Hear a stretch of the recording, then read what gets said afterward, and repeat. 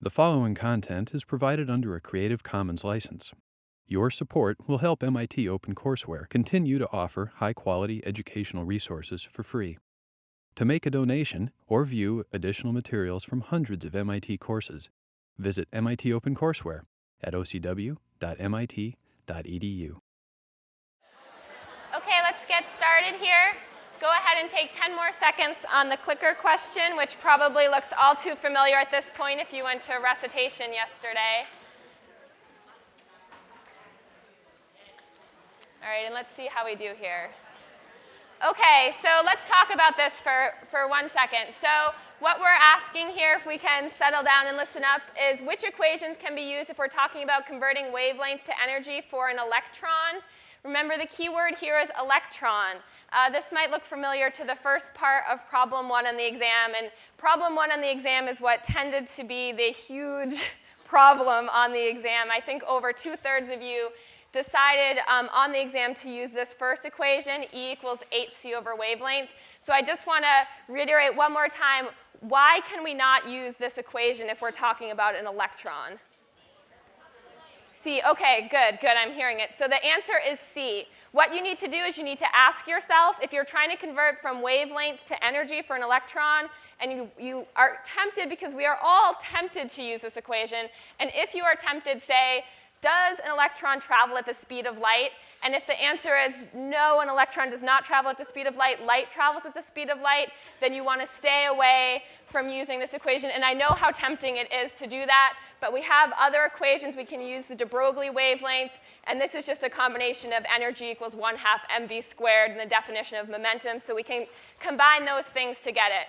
You might be wondering why I'm telling you this now. You've already, if you've lost points on that, lost the points on it. And what I'm saying to you is if there are parts of exam 1 that you did not do well on, you will have a chance to show us again that you now understand that material on the final.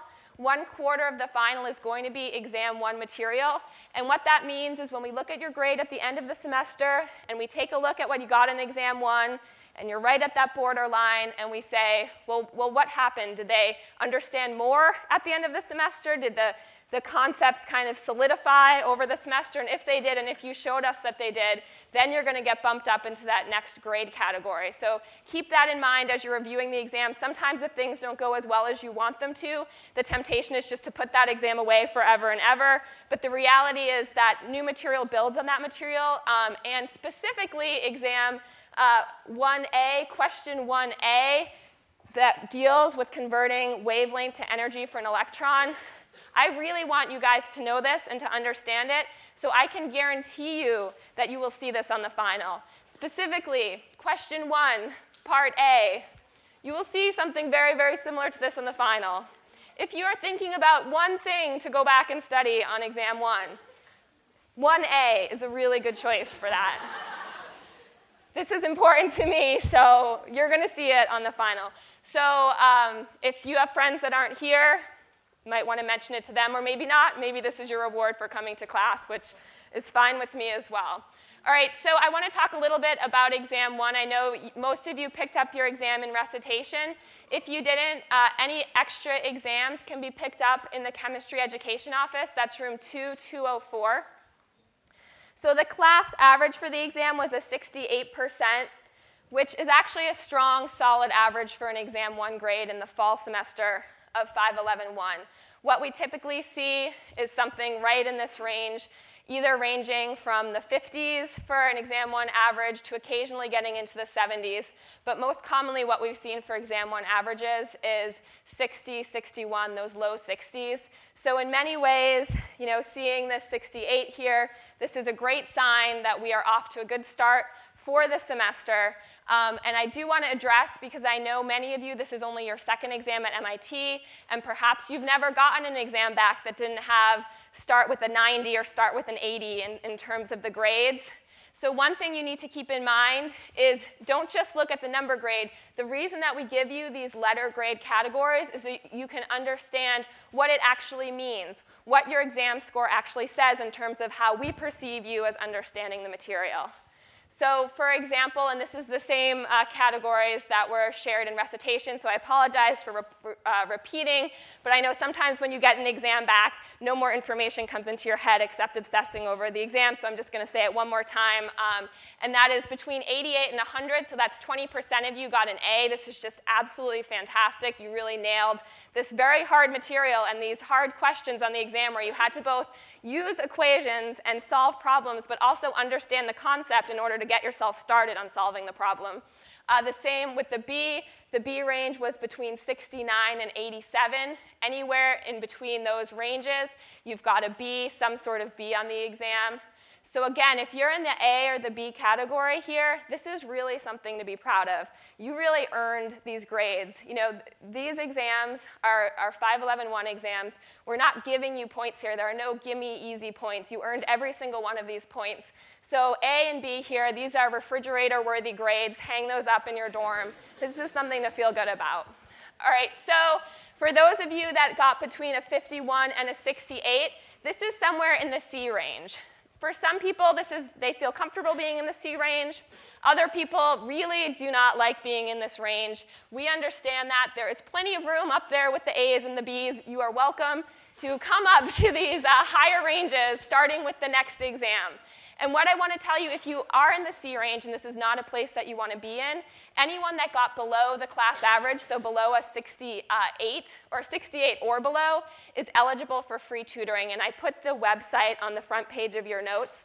This means you get a one-on-one tutor paid for by the chemistry department to help you if it's concepts you're not quite up on, if it's exam strategy that you need to work on more, whatever it is that you need to work on, we want to help you get there. So if you have a grade that you're not happy with, that you're feeling upset or discouraged about, please, I'm happy to talk to all of you about your grades individually. You can come talk to me, bring your exam, and we'll go over what the strategy should be in terms of you succeeding on the next exam. You can do the same thing with all of your TAs. Are more than happy to meet with each and every one of you.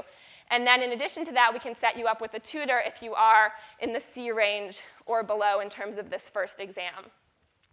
All right, so 44 to 50, this is going to be in the D range, and then anything below a 44 is going to be failing on this exam. And also keep in mind, for those of you that are freshmen, you need at least a C to pass the class. So if you did get a D or an F on the first exam, you are going to need to really evaluate why that happened and make some changes. And we're absolutely here to help you do that. So the real key is identifying where the problem is. Is it with understanding the concepts? Are you in a study group that's dragging you along but you're not understanding? Do you kind of panic when you get in the exam? There are all sorts of scenarios we can talk about, and we want to talk about them with you.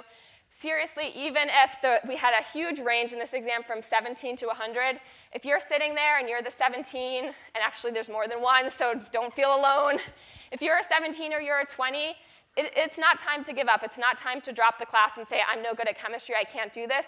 You still can. This is your first couple of exams in this, certainly your first in this class, potentially one of your first at MIT. So there's tons of room to improve from here on out. This is only 100 points out of 750. So the same thing goes if you did really well. You still have 650 points that you need to deal with. So make sure you don't just rest on your high score from this first exam. So that's pretty much what I wanted to say about the exam. And in terms of, there's tons of resources if things didn't work out quite as you wanted. If you feel upset in any way, please come and talk to me.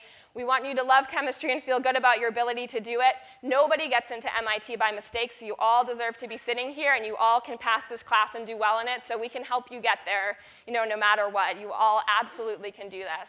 And then one more time to reiterate, in case anyone missed it, 1A, make sure you understand that. I feel like that's important. And actually all of 1, I really feel like the photoelectric effect is important for understanding all of these energy concepts. So as you go on in this class, make sure you don't go on before you go back, and make sure you understand that problem. All right, so let's move on to material for exam 2 now, and we're already 3 lectures into exam 2 material. And I do want to say that in terms of 511-1, what tends to happen is the exam scores go up and up and up in terms of as we go from exam 1 to exam 2 to exam 3. One of these reasons is we are building on material. The other reason is you'll be shocked at how much better you are at taking an exam just a few weeks from now.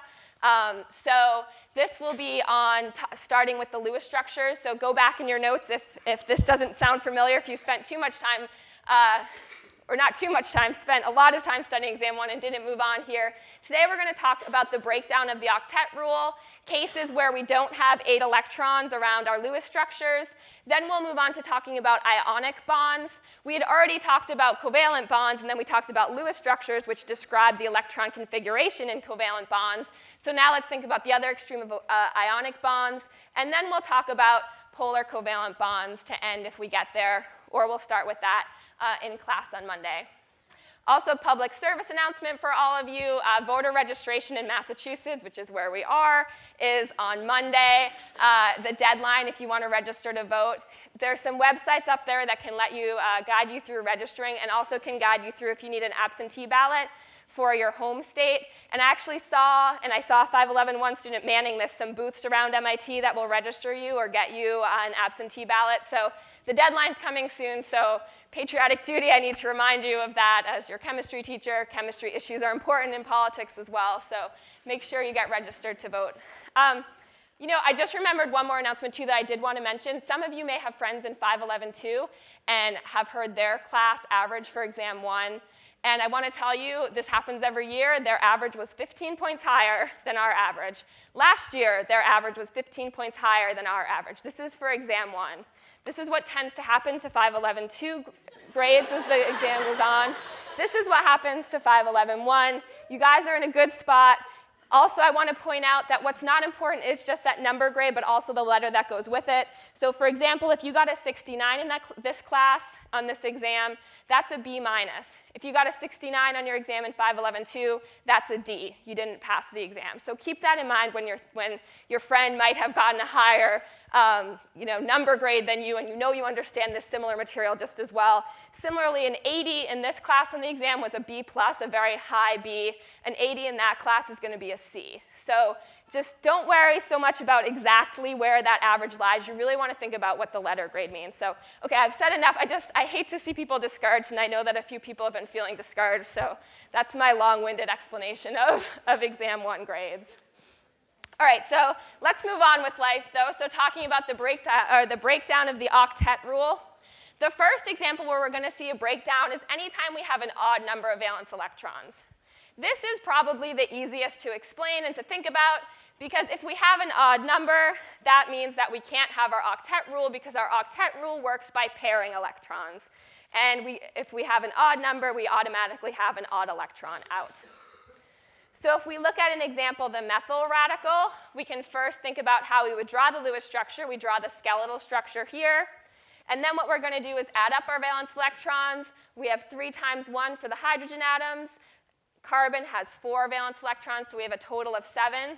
If we want to fill all of our valence shells in each of these atoms, we're going to need a total of 14 electrons. So what we see we're left with is that we have 7 bonding electrons. So we can fill in 6 of those straightforward here, because we know that we need to make 3 different bonds. And now we're left over with 1 electron. We can't make a bond. So what we'll do is carbon does not have an octet yet. We can't get it one, but we can do the best we can and help it out with adding that extra electron onto the carbon atom, so that at least we're getting as close as possible to filling our octets. This is what we call a radical species, or a free radical. Free radical or radical species is essentially any type of a molecule that has this unpaired electron on one of the atoms. This might look really strange. We're used to seeing octets, but you'll realize if you calculate the formal charge on this molecule that it's not the worst situation ever for carbon. At least its formal charge is 0. Even if it doesn't have, it would rather have an extra bond and have a full octet. But it's not the worst scenario that we can imagine. But still, radicals tend to be incredibly reactive because they do want to fill that octet. So what happens when you have a radical is it tends to react with the first thing that it runs into, especially highly reactive radicals that are not stabilized in some other way, which you'll tend to talk about in organic chemistry, how you can stabilize radicals. So the term free radical should sound familiar to you, whether you've heard it in chemistry before or you haven't heard it in chemistry, but maybe have heard it in, I don't know, commercials for facial products or other things. People like to talk about free radicals, and they're sort of the hero that gets rid of free radicals, which are antioxidants. So you hear in a lot of different creams or products or vitamins that they have antioxidants in them which get rid of free radicals. The reason you would want to get rid of free radicals is that free radicals can damage DNA. So they're incredibly reactive. It makes sense that if they hit a strand of DNA, they're going to react with the DNA. You end up breaking the strands of DNA and causing DNA damage. So this is actually what happens in aging because we have a lot of free radicals in our body. We can introduce them artificially. For example, cigarette smoke has a lot of really dangerous free radicals that get into the cells in your lungs, which damage your lung DNA, which can cause lung cancer. But also, all of us are living and breathing, which means we're having metabolism go on in our body, which means that as we use oxygen and as we metabolize our food, we are actually producing free radicals as well. So it's kind of a paradox because we need them because they are a natural byproduct of these important processes, but then they can go on and damage cells, which is what kind of is causing aging and can lead to cancer. We have enzymes in our body that repair damage that is done by free radicals that will put the strands of DNA back together, and we also have antioxidants in our body. So you might know that, for example, very brightly colored fruit is full of antioxidants. They're full of chemicals that will neutralize free radicals. Lots of vitamins are also antioxidants. So we have vitamin A on the top there and vitamin E. So the most common thing we think of when we think of free radicals is very reactive, bad for your body, causes DNA damage. But the reality is that free radicals are also essential for life. So this is kind of interesting to think about. And for example, certain enzymes or proteins actually use free radicals in order to carry out the reactions that they carry out in your body. So for example, this is a picture or a snapshot of a protein. This is a crystal structure of ribonucleotide reductase is what it's called. It's an enzyme that catalyzes the reaction of an essential step in both DNA synthesis and also DNA repair, and it requires having radicals within its active site in order to carry out the chemistry. So this is kind of a neat paradox because radicals damage DNA, but in order to repair your DNA, you need certain enzymes, and those enzymes require different types of free radicals. So free radicals are definitely very interesting, and once we get or hopefully you will get into organic chemistry at some point and get to really think about what they do in terms of a radical mechanism. We can think about radicals that are also more stable, so let's do another example with the molecule nitric acid. So we can again draw the skeleton here, and just by looking at it, we might not know it's a radical, but as we start to count valence electrons, we should be able to figure it out very quickly, because what we have is 11 valence electrons. We need 16 electrons to have full octets, so we're left with 5 bonding electrons. We put a double bond in between our nitrogen and our oxygen, so what we're left over with is this single bonding electron, and we'll put that on the nitrogen here, and I'll explain why we put it on the nitrogen and not the oxygen in just a minute.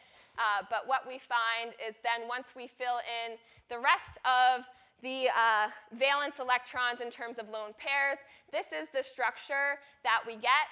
And if you add up all of the formal charges on the nitrogen and on the oxygen, what you'll see is they're both 0. So if you happen to try drawing the structure and you put the lone pair on the oxygen and then you figured out the formal charge and saw that you had a split charge, a +1 and a -1, the first thing you might want to try is putting it on the other atom. And once you did that, you'd see that you had a better structure with no formal charge. I have to mention what nitric oxide does because it's a very interesting molecule. Don't get it confused with nitrous oxide, which is happy gas. That's NO2. This is nitric oxide, and it's actually much more interesting than nitrous oxide. It's a signaling molecule in your body. It's one of the very few signaling molecules that is a gas, and obviously it's also a radical. What happens with NO is that it's produced in the endothelium of your blood vessels, so the inner lining of your blood vessels, and it signals for smooth muscle that line your blood vessels to relax, which causes vasodilation. And by vasodilation, I just mean a widening of the blood vessels. So NO signals for your blood vessels to get wider and allow more blood to flow through. And if you think about what consequences this could have in terms of places where they have high altitude, so they have lower oxygen levels, do you think that they produce more or less NO in their body? More? Yeah, it turns out they do produce more. The reason they produce more is that they want to have more blood flowing through their veins so that they can get more oxygenated blood into different parts of their body. NO is also a target in the pharmaceutical industry, a very famous one that became famous, I guess, over 10 years ago now. And this is from a drug that actually targets one of NO's receptors, and this drug has the net effect of vasodilation, or widening of blood vessels in a certain area in the body. So this is Viagra. Some of you may be familiar. I think everyone's heard of Viagra. Now you know how Viagra works.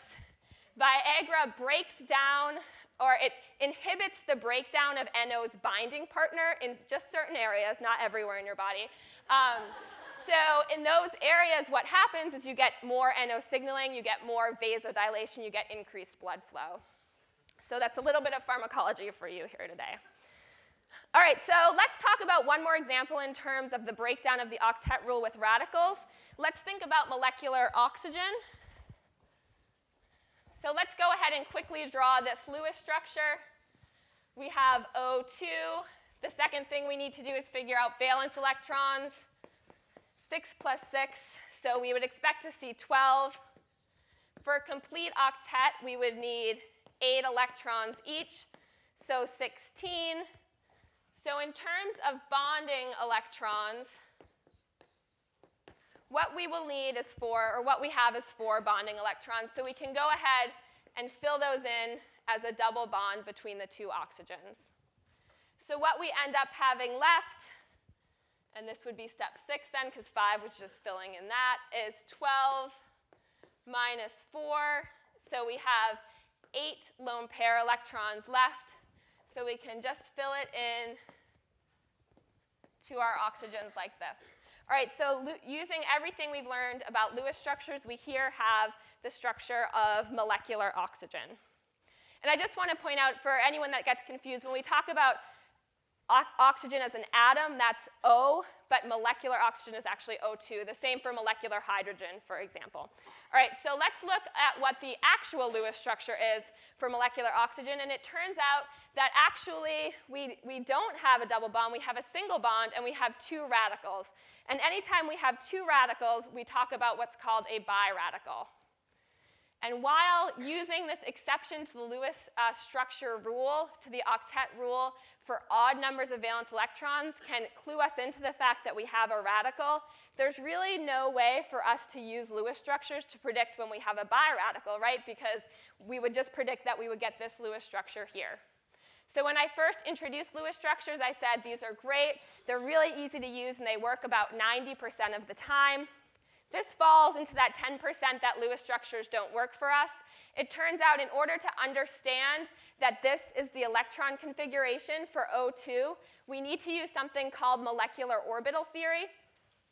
And just wait till next Wednesday, and we will tell you what that is, and we will, in fact, use it for oxygen. But until that point, I'll just tell you that molecular orbital theory takes into account quantum mechanics, which Lewis theory does not. So that's why, in fact, there are those 10% of cases that Lewis structures don't work for. All right, the second case of exceptions to the octet rule are when we have octet deficient molecules. So basically, this means we're going to have a molecule that's stable even though it doesn't have a complete octet. And these tend to happen in group 13 molecules, and actually happen almost exclusively in group 13 molecules, specifically with boron and aluminum. So anytime you see a Lewis structure with boron or aluminum, you want to just remember that I should look out to make sure that these might have an incomplete octet. So look out for that when you see those atoms. So let's look at BF3 as our example here. And what we see for BF3 is the number of valence electrons that we have are 24, because the valence number of electrons for boron is 3, and then 3 times 7 for each fluorine. For total filled octets, we need 32. So that means we need 8 bonding electrons. So let's assign 2 to each bond here. And then we're going to have 2 extra bonding electrons, so let's just arbitrarily pick a fluorine to give a double bond to. And then we can fill in the lone pair electrons. We have 16 left over. So thinking about what the formal charge is, if we want to figure out the formal charge for the boron here, what we're talking about is the valence number for boron, which is 3, minus 0 because there are no lone pairs, minus 1/2 of 8 because there are 8 shared electrons. We get a formal charge of minus 1. What is our formal charge, since we learned this on Monday, for thinking about the double bonded fluorine in boron? So look at your notes and look at the fluorine that has a double bond with it, and I want you to go ahead and tell me what that formal charge should be.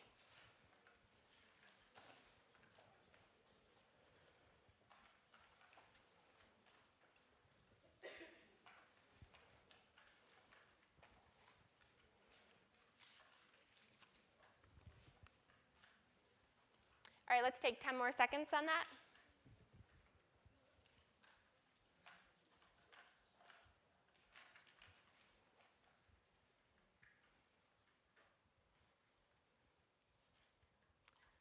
Okay, so 49% or 49%. So let's go look back at the notes. We'll talk about why about 50% of you are right and 50% need to review, which I totally understand you haven't had time to do yet, your formal charge rules from Monday's class. There were other things going on. But let's talk about how we figure out formal charge. Formal charge is just the number of valence electrons you have. So fluorine has 7.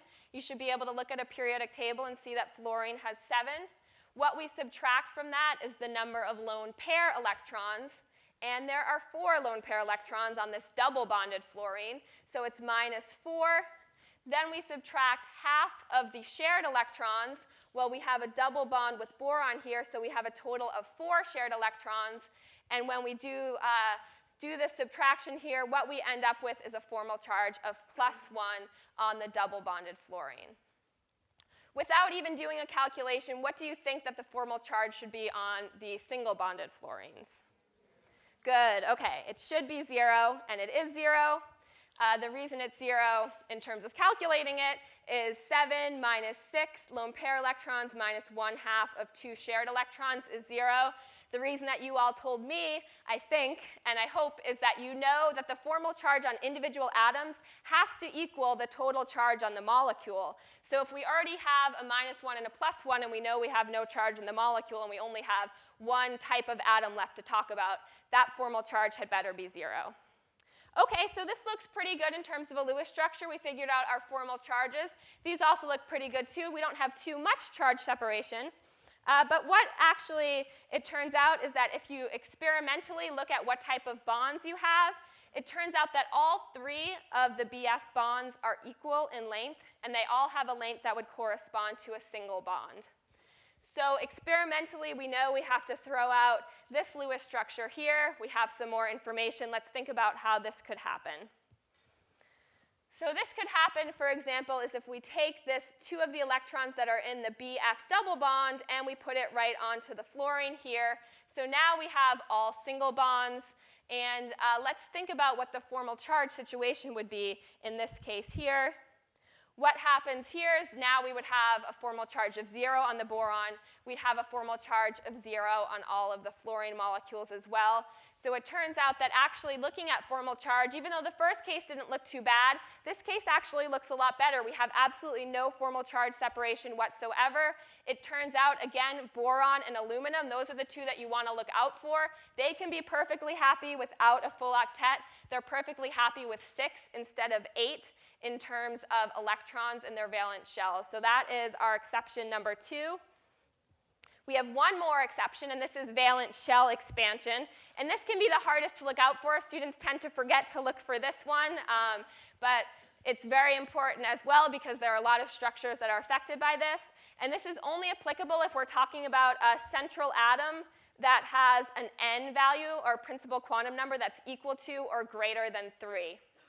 What happens when we have n that's equal to or greater to 3 is that now, in addition to s orbitals and p orbitals, what else do we have available to us? D orbitals, great. So what we see is we have some empty d orbitals, which means that we can have more than 8 electrons that fit around that central atom. If you're looking to see if this is going to happen, do you think this would happen with a large or a small central atom? So think of it in terms of just fitting. We've got to fit more than 8 electrons around here. Yeah, so it's going to be, we need to have a large central atom in order for this to take place. Literally, we just need to fit everything around is probably the easiest way to think about it. And what happens is it also tends to have small atoms that it's bonded to. Again, just think of it in terms of all fitting in there.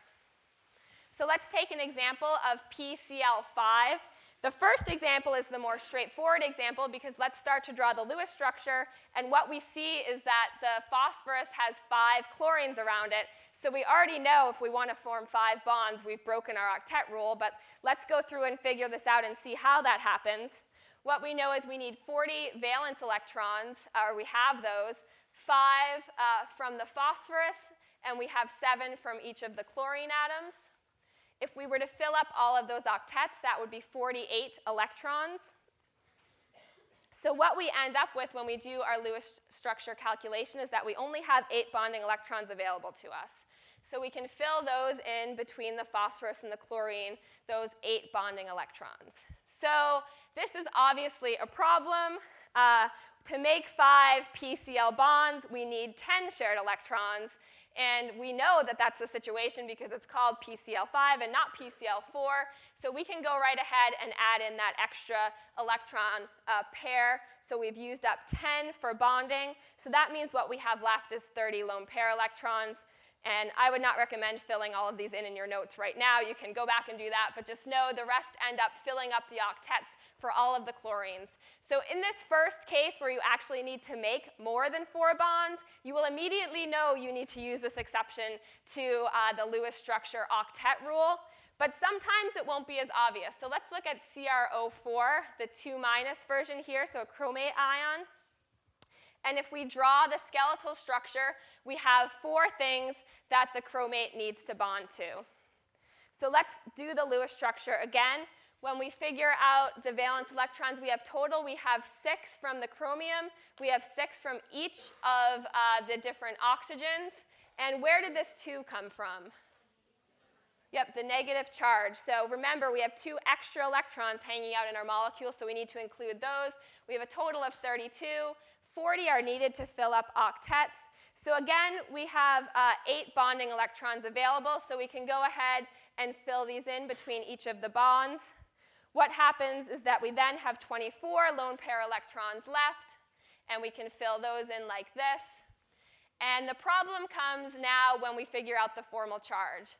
So when we do that, what we find is that the chromium has a formal charge of +1, and that each of the oxygens has a total charge of -1. So we actually have a bit of charge separation here. Without even doing a calculation, what is the total charge of these that are added up?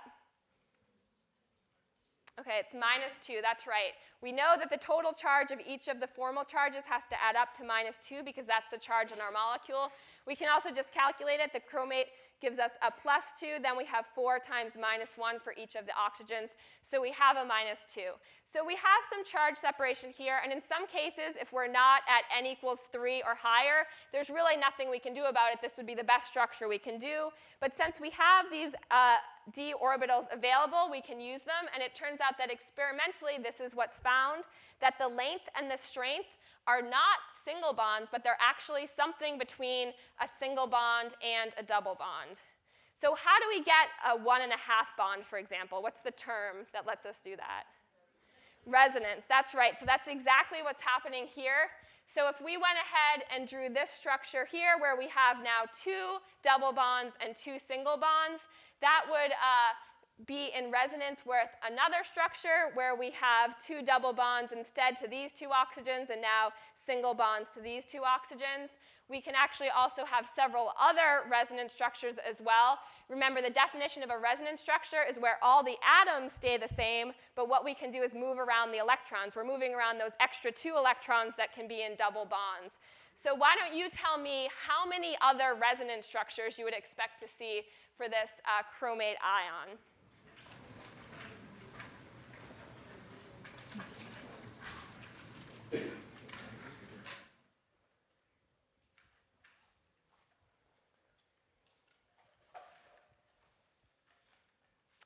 right, let's take 10 more seconds on this.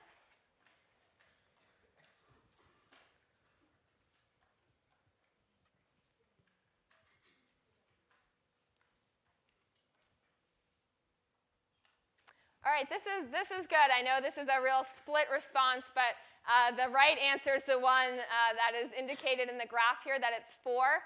This takes a little bit of time to get used to thinking about all the different Lewis structures you can have. So you guys should all go back home if you can't see it immediately right now and try drawing out those 4 other Lewis structures for chromate. There are 4 others. You'll probably get a chance to literally do this example in recitation where you draw out all 4, but it's even better to make sure you understand it before you get to that point. So we can go back to the class notes. So it turns out there's 4 other Lewis structures. So basically just think about all the other different combinations where you can have single and double bonds, and when you draw those out, you end up with 4. So for every single one of these Lewis structures, we could figure out what the formal charges are, and what we would find is that it's 0 on the chromium, it's 0 for the double bonded oxygens, and it's going to be -1 for the single bonded oxygens. So what you can see is that in this situation, we end up having less formal charge separation, and that's what we're looking for. That's the more stable structure. So anytime you can have an expanded octet, an expanded valence shell, where you have n is equal to or greater than 3, and by expanding and adding more electrons into that valence shell, you lower the charge separation, you want to do that. I also want to point out, I basically said there's 6 different ways we can draw this in terms of drawing all the resonance structures. You might be wondering if you have to figure out the formal charge for each structure individually, and the answer is no. You can pick any single structure and the formal charges will work out the same. So for example, if you pick this structure and your friend picks this structure, you'll both get the right answer, that there's just the -1 on the oxygens and no other formal charges in the molecule. All right, so those are the end of our exceptions to the octet rule for Lewis structures. That's everything we're going to say about Lewis structures. And remember that when we talk about Lewis structures, what they tell us is the electron configuration in covalent bonds, so that valence shell electron configuration. So we talked a lot about covalent bonds before we got into Lewis structures, and then how to represent covalent bonds by Lewis structures. So now I'll say a little bit about ionic bonds, which are the other extreme. And when you have an ionic bond, what you have now is a complete transfer of either one or many electrons between 2 atoms. So the key word for covalent bond was electron sharing. The key word for ionic bonds is electron transfer. And the bonding between the 2 atoms ends up resulting from an attraction that we're very familiar with, which is the Coulomb, or the electrostatic attraction between the negatively charged and the positively charged ions. So let's take an example. The easiest one to think about is where we have a -1 and a +1 ion. So this is salt, NaCl. Actually, lots of things are called salt, but this is what we think of as table salt. So let's think about what we have to do if we want to form sodium chloride from the neutral sodium and chlorine atoms. So the first thing that we're going to need to do is we need to convert sodium into sodium plus. What does this process look like to you? Is this one of those periodic trends, perhaps? Can anyone name what we're looking at here? Exactly, ionization energy. So if we're going to talk about the energy difference here, what we're going to be talking about is the ionization energy, or the energy it takes to rip off an electron from sodium in order to form the sodium plus ion. So we can just put right here, that's 494 kilojoules per mole. The next thing that we want to look at is chlorine. So in terms of chlorine, we need to go to chlorine minus, so we actually need to add an electron. This is actually the reverse of one of the periodic trends we talked about. Which trend is that this is the reverse of? Electron affinity, right? Because if we go backwards, we're saying, how badly does chlorine want to grab an electron? Chlorine wants to do this very badly, and it turns out the electron affinity for chlorine is huge. It's 349 kilojoules per mole. But remember, we're going in reverse, so we need to talk about it as negative 349 kilojoules per mole. So if we talk about the sum of what's happening here, what we need to do is think about going from the neutrals to the ions, so we can just add those 2 energies together, and what we end up with is plus 145 kilojoules per mole in order to go from neutral sodium and chlorine to the ions. So the problem here is that we have to actually put energy into our system. So this doesn't seem favorable, right? What's favorable is when we actually get energy out and our energy gets lower. But what we're saying here is that we actually need to put in energy. So another way to say this is this process actually requires energy. It does not emit energy. It does not give off excess energy. It requires energy. So we need to think about how can we solve this problem in terms of thinking about ionic bonds. And the answer is Coulomb attraction.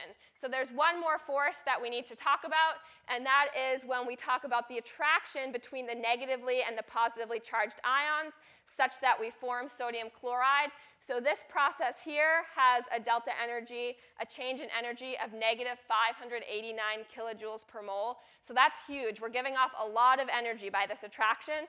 So if we add up the net energy for all of this process, all we need to do is add negative 589 to plus 145.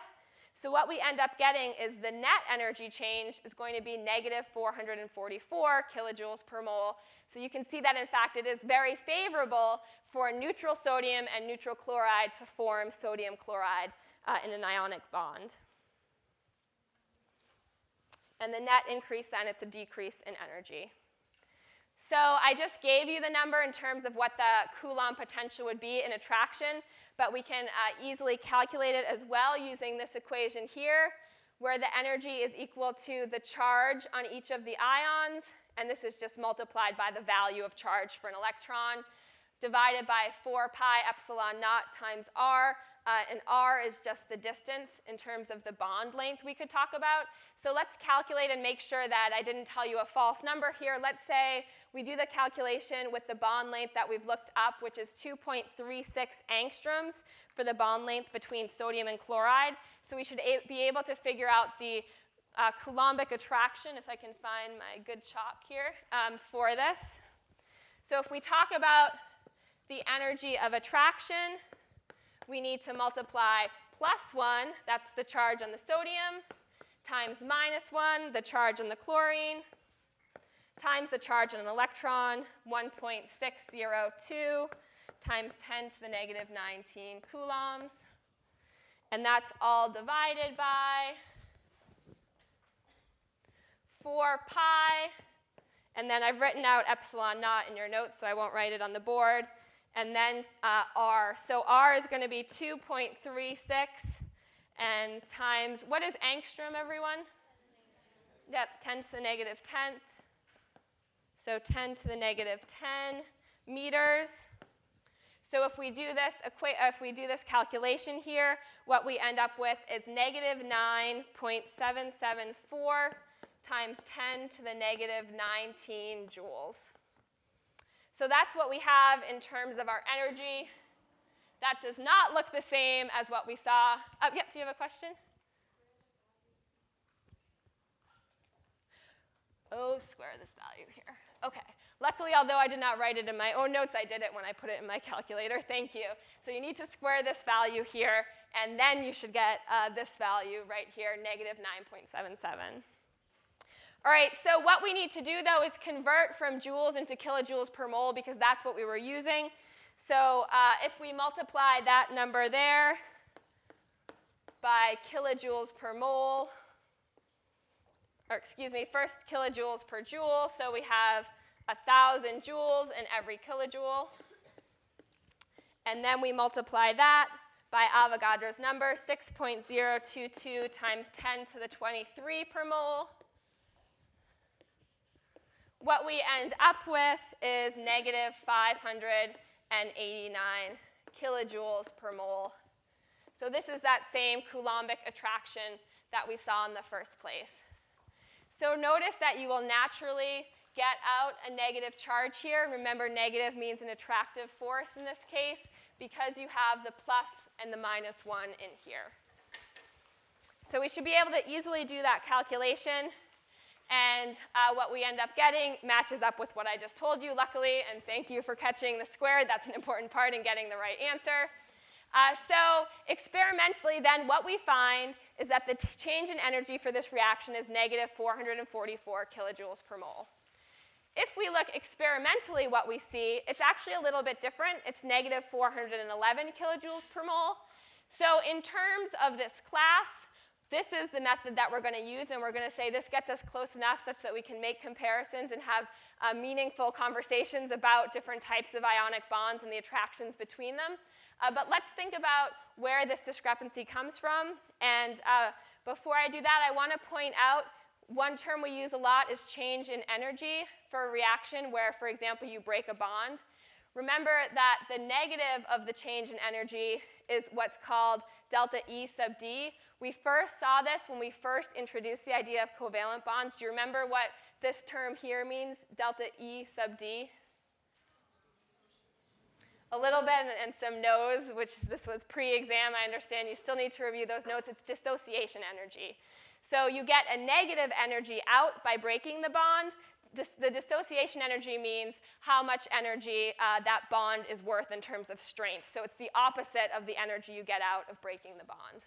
Or excuse me, the energy that you get out of forming the bond. It's the amount of energy you need to put in to break the bond is dissociation energy. It takes this much energy to dissociate your bond, excuse me. All right, so let's take a look here at our predictions. So I just put them both ways so we don't get confused. The dissociation energy is 444. The change in energy for forming the bond is negative 444.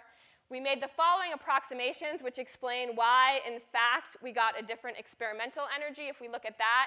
The first thing is that we ignored any repulsive interactions. If you think about salt, it's not just two single atoms that you're talking about. It's actually in a whole network or whole lattice of other molecules. So you actually have some other chlorines around that are going to be having repulsive interactions with our chlorine that we're talking about. We're going to ignore those, make the approximation that those don't matter at this point in these calculations. And the result for that is that we end up with a larger dissociation energy than the experimental value. That's because the bond is going to be a little bit more broken than it was in our calculation because we do have these repulsive interactions. The other thing that we did is that we treated both sodium and the chlorine as point charges. And this is what actually allowed us to make this calculation and calculate the Coulomb potential so easily. We just treated them as if they're point charges. We're ignoring quantum mechanics in this. This is sort of the class where we ignore quantum mechanics. We ignored it for Lewis structures. We're ignoring it here. We will be back to paying a lot of attention to quantum mechanics in lecture 14 when we talk about MO theory. But for now, these are approximations. These are models where we don't take it into consideration. And I think you'll agree that we come reasonably close such that we'll be able to make comparisons between different kinds of ionic bonds. All right, so the last thing I want to introduce today is talking about polar covalent bonds. We've now covered the two extremes. One extreme is complete total electron sharing. If we have a perfectly covalent bond, we have perfect sharing. The other is electron transfer in terms of ionic bonds. So when we talk about a polar covalent bond, what we're now talking about is an unequal sharing of electrons between two atoms. So this is essentially something we've seen before. We just never formally talked about what we would call it. This is any time you have a bond forming between two nonmetals that have different electronegativities. So for example, hydrogen chloride, HCl. The electronegativity for hydrogen is 2.2. For chlorine, it's 3.2. And in general, what we say is we consider a difference in terms of a first approximation if the difference in electronegativity is more than 0.5. So this is on the Pauling electronegativity scale. So what we end up having is we sort of have a kind of, and what we call it is a partial negative charge on the chlorine and a partial positive charge on the hydrogen. The reason we have that is because the chlorine's more electronegative. It wants to pull more of that shared electron density to itself. If it has more electron density, it's going to have a little bit of a negative charge, and the hydrogen's going to be left with a little bit of a positive charge. So we can compare this, for example, to molecular hydrogen, where they're going to have that complete sharing. So this, there's not going to be a delta plus or a delta minus. Delta is going to be equal to 0 on each of the atoms. They are completely sharing their electrons. And we can also explain this in another way by talking about a dipole moment where we have a charge distribution that results in this dipole, this electric dipole. And we talk about this using the term mu, which is a measurement of what the dipole is. A dipole is always written in terms of writing an arrow from the positive charge to the negative charge. In chemistry, we are always incredibly interested in what the electrons are doing, so we tend to pay attention to them in terms of arrows. Oh, the electrons are going over to the chlorine, so we're going to draw our arrow toward the chlorine atom. So we measure this here. So mu is equal to Q times R, the distance between the two. And Q, that charge, is just equal to the partial negative or the partial positive times the charge on the electron. So this is measured in Coulomb meters. You won't ever see a measurement of electronegativity in Coulomb meters. We tend to talk about it in terms of debye or 1D, or sometimes there's no units at all, so the D is just assumed. And it's because 1 debye is just equal to this very tiny number of Coulomb meters, and it's a lot easier to work with debyes here.